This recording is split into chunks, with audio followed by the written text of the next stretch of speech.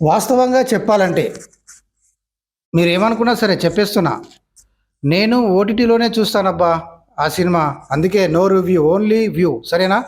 అప్పుడెప్పుడు దిల్ రాజు తీసిన ఎవడు సినిమా మొదటి రోజే చూసి రివ్యూ రాయడం షురూ చేసిన. దిల్ రాజు తీసిన సినిమా అది మావోడు, అంటే నిజామాబాదోడు, డౌన్ టు ఎర్త్, కింది స్థాయి నుంచి ఎదిగి వచ్చినోడు. ఆ తర్వాత కూడా కొన్ని కొత్త సినిమాలకు రివ్యూలు రాస్తూ వచ్చాను.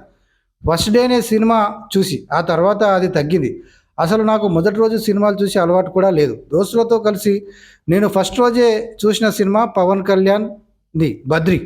ఇదంతా ఎందుకు కానీ ఈ మధ్య దోస్తులు చాలామంది అడుగుతున్నారు, నువ్వు సినిమాల మీద రివ్యూలు రాయడం లేదు ఎందుకని. కానీ నాకు మాత్రం ఇంట్రెస్ట్ తగ్గింది.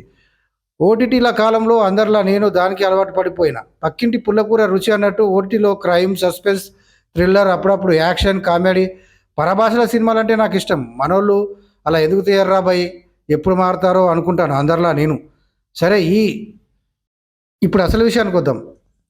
మన దిల్ రాజు అదే మావోడు, అదే మా నిజామాబాదోడు, అంతా ఊడ్చి ఇజ్జత్ కా సవాలని తీసిన సినిమా గేమ్ చేంజర్. అది ఇట్టు కావాలని కోరుకుంటున్నా.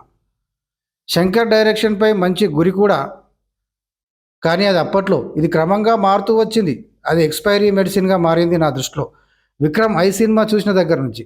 ఇక్కడ ముచ్చట చెప్పుకోవాలి, మంచి ఫామ్లో ఉన్నప్పుడు టాలీవుడ్ కనబడలేదు శంకర్కు. రిటైర్ అయిపోయి ఇంటికి పోవాల్సిందేనని అంతా అనుకుంటున్న సమయంలో ఇలా టాలీవుడ్ తలుపులు తట్టాడు. బక్రా దిల్ రాజు దొరికాడు. మన దగ్గర కూడా ఓ రేంజ్లో మంచి ఫామ్లో ఉన్న డైరెక్టర్లు ఆ తర్వాత డామ్ అని పడిపోయినాక అవకాశాలు లేక చేతికి అందుబాటులో ఉన్న సినిమాలు తీసినట్టు.